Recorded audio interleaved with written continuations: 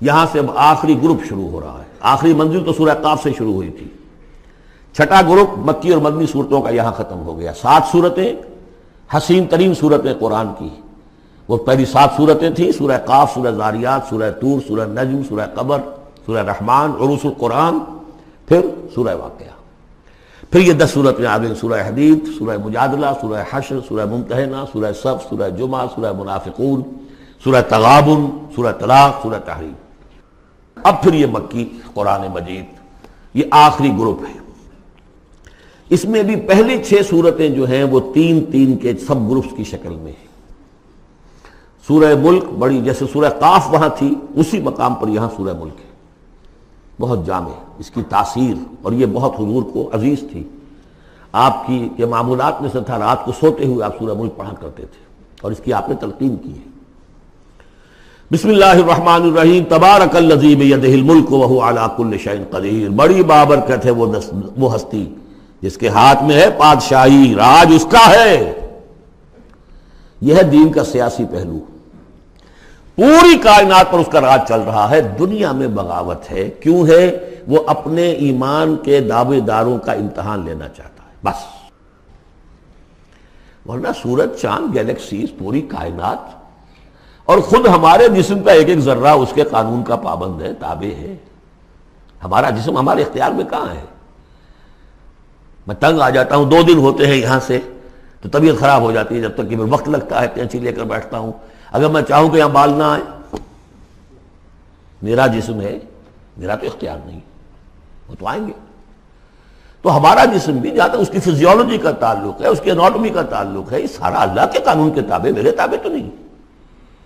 میں چاہوں میرا دل ذرا رک جائے، جب چاہوں میں اس کو سٹارٹ کر دوں تو یہ تو نہیں ہوگا. جب بند ہوگا بند ہو جائے گا، میرے اختیار میں نہیں ہے. لیکن یہ کہ جو ہماری اختیاری زندگی ہے اس میں ہم نے طے کر لیا ہے کہ اللہ کی نہیں مانیں گے، اپنی مانیں گے، اپنی مانیں گے، اپنی بیویوں کی مانیں گے، اور جو بھی نظام ہے اس کے ساتھ وفاداری کریں گے، چاکری کریں گے، ان کی ملازمت کریں گے، ان کے رتھوں کے اندر ہم بیل بن کر جتیں گے تاکہ ہمیں عیش ملے، دنیا کے اندر ہمارے لیے مقامات ہوں، ہماری عیش ہو. بس اللہ خیر صلی اللہ. تو یہ ہے اصل میں امتحان. ورنہ بادشاہی یہاں اب بھی اسی کی ہے. یہ صرف ہلدی کی گانٹھ ہے جسے لے کر ہم پنساری بن کر بیٹھ گئے. میری مرضی، میرا خیال، میرا نظریہ یہ ہے. اور ہمارے نزدیک جو ہے طریقتکم المثلی، ہمارے جو کلچر ہے، مثالی نظام جو ہم نے بنایا ہے، ہمیں اس کی حفاظت کرنی ہے. تبارک الذی بیدہ الملک وہو علی کل شیء قدیر. وہ ہر چیز پر قادر ہے.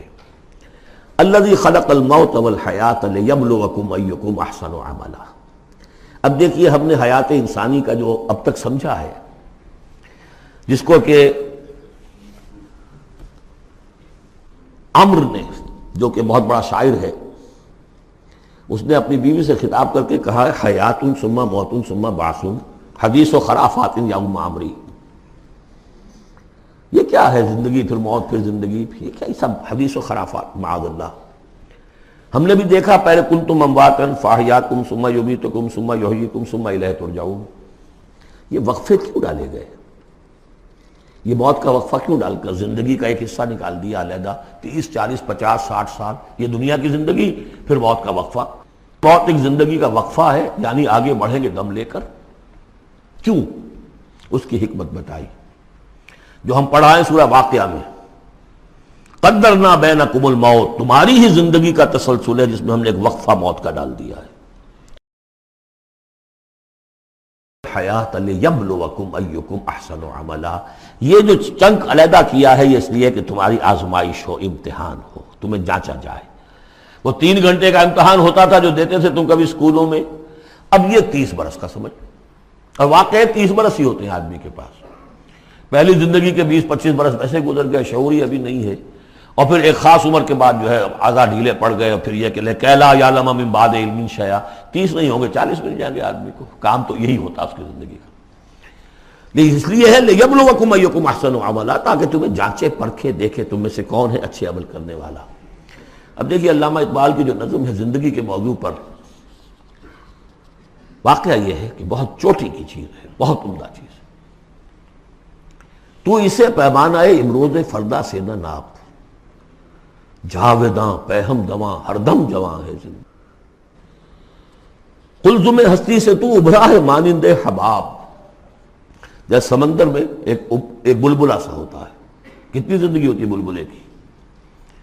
قلزم ہستی سے تو ابھرا ہے مانند حباب، اس زیاں خانے میں تیرا امتحان ہے زندگی۔ خلق الموت والحیات لیبلوکم ایکم احسن عملا، ہے کبھی جاں اور کبھی تسلیم جاں ہے زندگی۔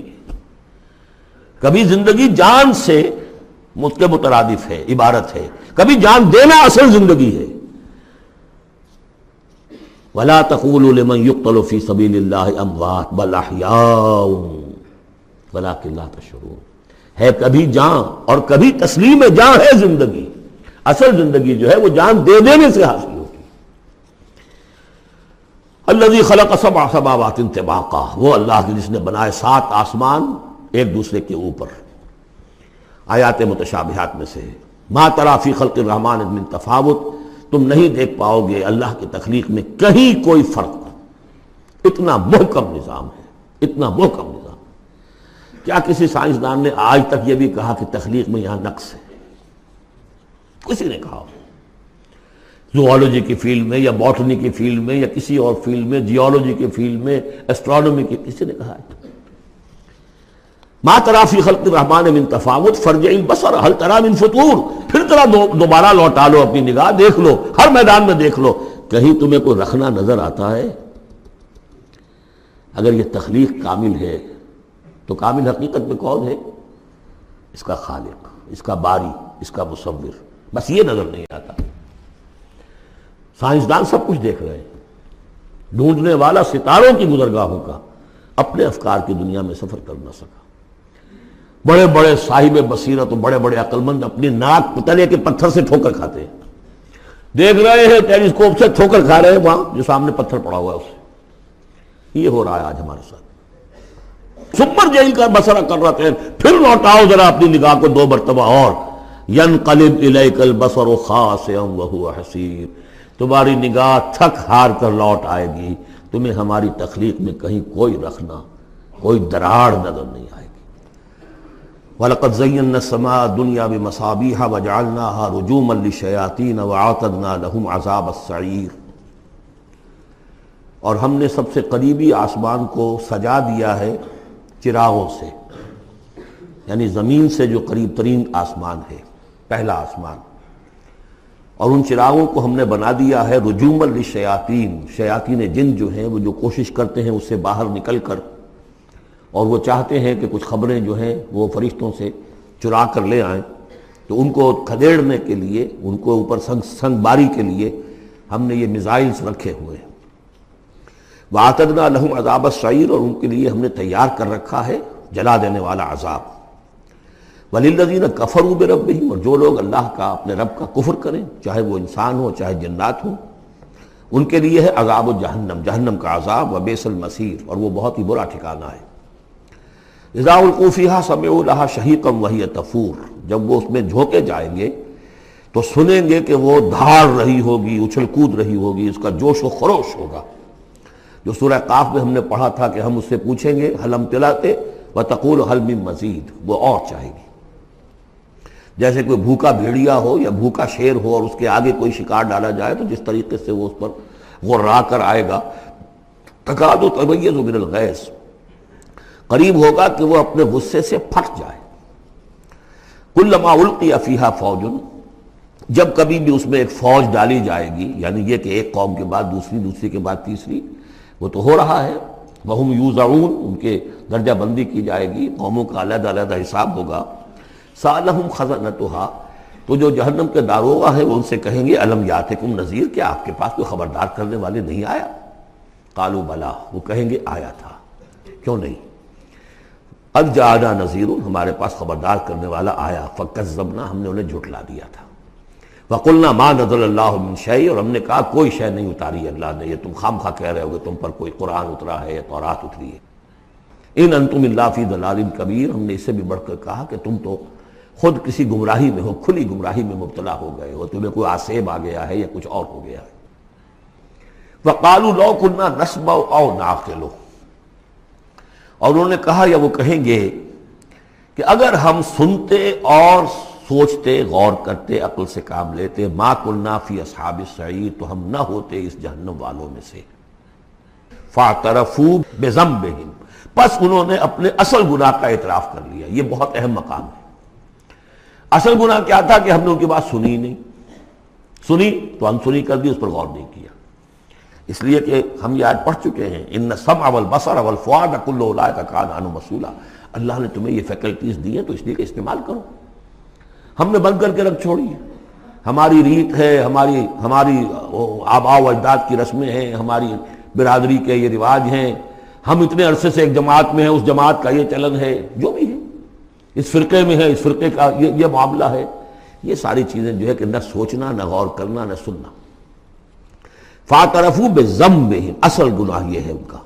فسحقا لاصحاب السعیر، تو اب دفع ہو جائیں یہ، دھتکارے جائیں یہ لوگ کہ جو جہنمی ہیں۔ اس کے برعکس ان الذین یخشون ربہم بالغیب، وہ لوگ کہ جو اپنے رب سے ڈرتے رہے غیب میں، لہم مغفرۃ واجر کبیر، ان کے لیے مغفرت بھی ہے اور بہت بڑا اجر بھی ہے۔ واسروا قولکم او اجہروا بہ، اور دیکھو چاہے تم اپنے قول کو چھپا کر بیان کرو یا بلند آوازی سے بیان کرو۔ انہ علیم بذات الصدور، وہ تو اس سے بھی واقف ہے جو تمہارے سینوں کے اندر مضمر ہے اور پنہاں ہے۔ الا یعلم من خلق، بڑی اہم آیت ہے یہ وہ حصے ہیں قرآن کے یہ کہ جن کو اس طریقے سے ازبر ہونا چاہیے اگر بات کرنا چاہتے ہیں، آپ دین کی وہ خدمت کرنا چاہتے ہیں۔ کیا وہی نہ جانے گا جس نے پیدا کیا؟ ایک ایسی بات ہے کہ جس کا کوئی انکار کر ہی نہیں سکتا۔ گھڑی بنانے والے کو تو معلوم ہے میں نے اس میں کیا کیا پرزے رکھے ہوئے ہیں، مجھے نہیں معلوم، میں اس کا استعمال تو کر رہا ہوں، مجھے بتا دیا یہ بٹن دبا دیں یہ آن ہو جائے گا، لیکن یہ کہ جس نے بنایا ہے کیا اس سے چھپی ہوئی کوئی چیز ہے؟ الا یعلم من خلق وهو اللطیف الخبیر، اور وہ تو بہت باریک بین ہے، ہر شے کی خبر رکھتا ہے۔ هو الذی جعل لکم الارض ذلولا، اسی نے تمہارے لیے زمین کو بنا دیا ہے پست، تابع حکم، تمہارے قدموں میں بچھی ہوئی ہے غریب، جتنا چاہتے ہو اس کو تو رونگتے ہو، پامال کرتے ہو۔ فمشوا فی مناکبہا، چلو پھرو اس کے کندھوں کے مابین، گویا کہ یہ بھی کوئی بہت بڑا ہاتھی ہو، اس کے کندھوں کے مابین اتنی جگہ ہے، چل پھر رہے ہیں۔ جیسے چیونٹی کسی ہاتھی کے کندھوں کے درمیان چل رہی ہو تو وہ تو سمجھتی ہوگی کہ فٹ بال کا میچ کھیلنے کی جگہ مجھے مل گئی ہے۔ تو یہی حال ہمارا ہے، ہم جسے بہت وسیع سمجھتے ہیں کیا وہ کچھ بھی نہیں۔ فمشوا فی مناکبہا وکلوا من رزقہ، اور اسی کے رزق میں سے کھاؤ پیو، اسی زمین میں سے تمہارا رزق بھی برآمد ہو جائے گا۔ وإلیہ النشور، یہ یاد رکھو کہ پھر اللہ ہی کی طرف اٹھ جانا ہے، یہ اٹھنا ہے۔ آمنتم من فی السماء ان یخسف بکم الارض فاذا ہی تمور، کیا تمہیں کوئی خوف نہیں رہا؟ بالکل تم نچنت ہو گئے ہو اس آسمان والے سے جو آسمان میں ہے کہ وہ کہیں تمہیں زمین میں خسف نہ کر دے، دھسا نہ دے، فاذا ہی تمور، جبکہ وہ لرزے، زلزلہ آئے، شق ہو جائے اور تم چلے جاؤ۔ ام امنتم من فی السماء ان یرسل علیکم حاصبا، کیا تمہیں کوئی ڈر نہیں رہا کہ اللہ تعالیٰ جو ہے وہ آسمان والا تم پر بھیج دے کوئی ایسا جھکڑ تیز آندھی جس میں پتھر چلے آ رہے جو بلٹس کا کام کرے اور میزائلز کا کام کرے۔ فَسَتَعْلَمُونَ كَيْفَ نَذِيرٌ، پھر تمہیں معلوم ہو جائے گا کہ میرا خبردار کرنا کیسا تھا، کیا اس کا نتیجہ تھا۔ وَلَقَدْ كَذَّبَ الَّذِينَ مِن قَبْلِهِمْ، اور یقیناً جو ان سے پہلے تھے انہوں نے بھی جھٹلایا تھا۔ فَكَيْفَ كَانَ نَكِيرٌ، تو کیسا ہوا میرا ان کو پکڑنا اور میرا عذاب۔ اَوَلَمْ يَرَوْا إِلَى الطَّيْرِ فَوْقَهُمْ، کیا یہ دیکھتے نہیں پرندوں کو جو ان کے اوپر ہے؟ صافات ویقبضن، کبھی انہوں نے اپنے پر پھیلائے ہوتے ہیں، کبھی ان کو سکیڑ لیتے ہیں۔ ما یمسکہن الا الرحمن، نہیں روکے ہوئے انہیں اس فضا کے اندر مگر رحمان۔ انہ بکل شیء بصیر، یقیناً وہ ہر چیز کو دیکھ رہا ہے۔ یعنی جو قانون طبیعی ہے جس کے تحت وہ چل رہا ہے وہ تو اللہ کا بنایا ہوا ہے۔ امن ھذا الذی ھو جند لکم ینصرکم من دون الرحمن، بھلا وہ کون ہے جو تمہارا لشکر بن جائے اور تمہاری مدد کرے رحمان کے مقابلے میں؟ ان الکافرون الا فی غرور، نہیں ہے یہ کافر مگر دھوکے میں آ گئے، بہکاوے میں آ گئے۔ امن ھذا الذی یرزقکم ان امسک رزقہ، پھر بھلا کون ہے وہ جو تمہیں رزق دے سکے اگر اللہ اپنے رزق کے خزانوں کو روک لے؟ بل لجوا فی عتو و نفور، نہیں یہ لوگ اپنی شرارت میں اور نفرت میں بہت آگے بڑھ گئے۔ افمن یمشی مکبا، یہ آیت بہت اہم ہے حکمت قرآن کے اعتبار سے، فلسفے کے اعتبار سے۔ افمن یمشی مکبا علی وجہہ اہدی امن یمشی سویا علی صراط مستقیم، دو انسانوں کا تصور کرو، ایک شخص وہ ہے کہ جو اوندھے منہ پیٹ کے بل گھسٹ رہا ہے، ایک وہ جو سیدھا کھڑا ہے، سیدھے راستے پر چل رہا ہے۔ کون ہوگا زیادہ ہدایت پر؟ اس میں نقشہ پھینک دیا گیا ہے، جو لوگ حیوانی سطح پر زندگی بسر کر رہے ہیں، صرف انسٹنکٹس کی وجہ سے زندہ ہیں، پیٹ معاشی جدوجہد اسی کے لیے زندہ ہیں، گھسٹ رہے ہیں اسی میں، وہ اس اوندھے پڑے وہ انسان کے معنی نہیں جنہیں آگے کا کچھ پتہ نہیں، آگے کہاں جانا ہے، وہ تو ان کے انسٹنکٹس انہیں چلا رہے ہیں، بالکل اینیمل لیول کے اوپر زندگی گزار رہے ہیں، اوندھے منہ، انہیں کیا نظر آئے گا راستہ کون سا ہے، کدھر جانا ہے؟ ایک شخص کھڑا ہے سیدھا، اپنی منزل اس نے معین کر لی ہے۔ یہ بالکل وہی فلسفہ ہے جو سورہ حج میں آ چکا ہے۔ انسان حقیقت میں وہی انسان ہے جس نے اپنا کوئی آدرش، کوئی نصب العین، کوئی مقصد، کوئی آئیڈیل زندگی میں بغیر کسی نصب العین کی زندگی گزار رہا ہے۔ ہی از این اینیمل، اولئک کالانعام بل ھم اضل۔ حیوانات جو ہیں یہ چوپائے، ان کی زندگی کا کوئی مقصد نہیں ہے، وہ تو اللہ نے ہمارے کام کے لیے پیدا کر دی۔ آپ انہوں کاٹوں گوشت کھائیں اور ان کی چڑوں سے جوتیاں بنائیں اور جی رہے، وہ خالص انسٹنکٹس کے اوپر، ان کی جبلتیں ہیں، صرف جبلت کے تحت ہیں۔ انسان صرف حیوان نہیں ہے، اس میں کچھ اور ہے، اور اس کے لیے کوئی آئیڈیل۔ ضعف الطالب والمطلوب، جتنا اونچا آئیڈیل ہوگا اتنا ہی اونچا انسان جائے گا، لیکن جس کا کوئی سرے سے آئیڈیل نہیں وہ نرا حیوان ہے۔ آخر چوپائے بھی تو اسی طرح چلتے ہیں نا۔ افمن یمشی مکبا علی وجہہ اہدی امن یمشی سویا علی صراط مستقیم، سیدھا راستہ اور اس کی منزل معین ہے، مجھے ادھر جانا ہے۔ دنیا میں ہماری منزل اقامت دین، حقیقت میں زندگی کی منزل آخرت، رضائے الہی کا حصول۔ قل هو الذی انشأکم وجعل لکم السمع والابصار والافئدہ، کہہ دیجئے وہی ہے جس نے تمہیں انشاء، اٹھانا، تمہیں بنایا، بڑھایا، وجعل لکم السمع والابصار والافئدہ، تمہیں کان دیے، آنکھیں دی اور دل دیے یا عقل دی۔ عام طور پر قرآن میں سمع پہلے کیوں آتا ہے اور بصار بعد میں کیوں آتا ہے؟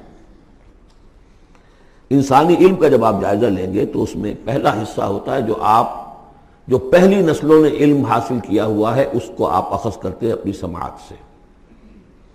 آپ سنتے ہیں، کلاس میں لیکچر ہو رہا ہے، پروفیسر لیکچر دے رہا ہے، جو کچھ ہوا ہے پہلے وہ آپ نے پچھلی نسلوں کا جو بھی ذخیرہ معلومات ہے وہ جمع کیا، اب آپ نے آبزرو کیا، کچھ اور معلومات حاصل کی، کچھ نئی حقیقتیں آپ پر منکشف ہوئیں، اور پھر آپ نے اس کو جوڑا، ایک قدم آگے گئے۔ ان السمع والبصر والفؤاد کل اولئک کان عنہ مسئولا قلیلا ما تشکرون، بہت کم ہی شکر ہے جو تم کرتے ہو۔ قل هو الذی ذرأکم فی الارض والیہ تحشرون، کہہ دیجئے اسی نے تمہیں پھیلا دیا ہے زمین میں اور اسی کی طرف تم اکٹھے کر دیے جاؤ گے، جمع کر دیے جاؤ گے۔ وَيَقُولُونَ مَتَىٰ هَٰذَا الْوَعْدُ إِن كُنتُمْ صَادِقِينَ، وہ کہتے کب ہوگا یہ وعدہ، کب پورا ہوگا، اگر تم سچے ہو تو بتاؤ۔ قُلْ إِنَّمَا الْعِلْمُ عِندَ اللَّهِ، کہہ دیجئے کہ اس کا علم اللہ کے پاس ہے۔ آخرت کب آئے گی؟ وَاللَّهُ عِندَهُ عِلْمُ السَّاعَةِ، اللہ ہی کے پاس اس کا علم ہے۔ وَإِنَّمَا أَنَا نَذِيرٌ مُّبِينٌ، اور میں تو بس صرف ایک واضح اور صاف صاف ڈرا دینے والا ہوں، اس کے سوا میری ذمہ داری کوئی نہیں۔ فَلَمَّا رَأَوْهُ زُلْفَةً، پھر جب وہ دیکھیں گے اس کو، قریب آ گئی، سیئت وجوہ الذین کفروا، تو ان کے چہروں کے حلیے بگڑ جائیں گے، برے ہو جائیں گے ان کے چہرے، ان کافروں کے۔ وقیل ھذا الذی کنتم بہ تدعون، اور کہا جائے گا یہ ہے وہ جس کو تم مطالبہ کرتے تھے کہ لاؤ اور لے آؤ جلدی سے۔ قل ارأیتم ان اہلکنی اللہ ومن معی او رحمنا فمن یجیر الکافرین من عذاب الیم، اے نبی ان سے کہیے دیکھو اگر مجھے میرا اللہ ہلاک کر دے، یا اور جو میرے ساتھ ہیں ان سب کو بھی ہلاک کر دے، یا اللہ تعالی ہم پر رحم فرمائے، سوال یہ ہے کہ تمہیں کون بچائے گا، کافروں کو کون بچائے گا عذاب علیم سے؟ ہمارا جو بھی ہو ہم ناکام رہ جائیں، تمہارے نزدیک ناکام ہو گئے، ہمارے نزدیک تو کوئی ناکامی ہے ہی نہیں۔